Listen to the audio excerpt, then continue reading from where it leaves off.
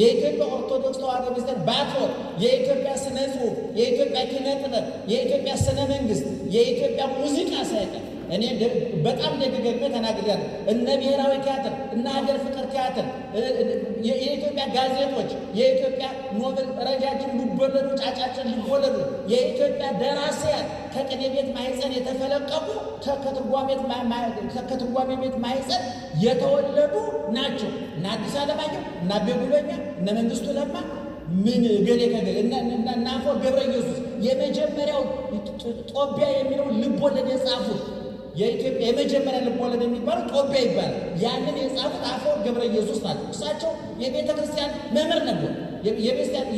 የቤተ ክህነት ትምህርት ተምረዋል። እነ መንግስቱ ለማ አቤ ጉበኛ አልወለድም የሚል መጽሐፍ አንባችሁ ከሆነ እሱ የቅኔ መምህር ነበር። ይገርማችሁ።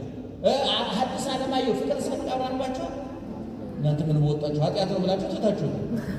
በእውነቱ ክርስትና ማለት መደቆር ማለት አይደለም። ይሄን ማወቅ አለባችሁ።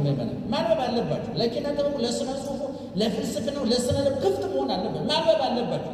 እንደው ጧት ማታ መጽሐፍ ቅዱስ ስትል ደንቁረህ ትቀራለህ። መጽሐፍ ቅዱስ የነፍስ ቅመም ነው። ለስጋ ቅመም የሚሆን ደግሞ ዓለማዊ እውቀቶች አሉ፣ መጻሕፍት አሉ። ማንበብ አለባችሁ እና ፍቅር እስከ መቃብር የሚለውን በሬዲዮ ሲተረክ የሰማችሁትን ያን ጊዜ ልቦለድ ምን እንደሆነ ሳይገባን ያነባንበትን የጻፉት ፍቅር እስከ መቃብር የጻፉት ሐዲስ ዓለማየሁ የቅኔ መምህር ናቸው። ታስታውሳችኋላችሁ። በሬዲዮ ተተርኳል፣ ታስታውሳለህ። እና ምን ለማለት ነው የፈለገው? የኢትዮጵያ ቤተክርስቲያን የገንዘብ ቤተክርስቲያን አለ። ገንዘብ የእግር መንገድ ስራ አይታቸዋል። ኢየሱስ ክርስቶስ 3 ዓመት ከ3 ወር በምድር ላይ ሲመላለስ ከ12ቱ አንዱ ይሁዳ ብቻ ነው ከረጢት ተሸክሞ ገንዘብ ሲል ከግንዛቤ ተራቅቶ ታንቆ የሞተው። 11 ወንጌላውያን ናቸው።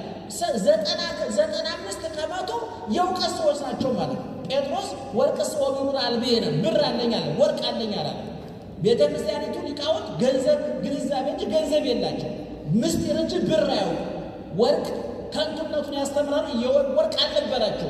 ስለዚህ እኔ በእውነቱ ነው የምላቸው በዚህ በ18ኛው መቶ ክፍለ ዘመን የተደረጉትን ቅኔዎች አምጥተን ብንነግራቸው እንዴት የመጠቁ የረቀቁ ነገ የሚታያቸው እኔ ጤነኛ ሰው የሚባል ትናንትናን የሚገመግም ነገን የሚያልም ዛሬን በተግባር የሚፈጽም ነው ይባላል። አሁን አዲሱ ትውልድ ችግሩ ምንድን ነው? ከትናንት የተፈናቀለ፣ ከነገ የተንጠለጠለ፣ ከዛሬ የተነቀለ፣ የዛሬውን በተግባር የማይፈጽም፣ ባለፈው ታሪክ የማይኮራ፣ ነገ የማይናፍቀው ትውልድ ተፈጠረ።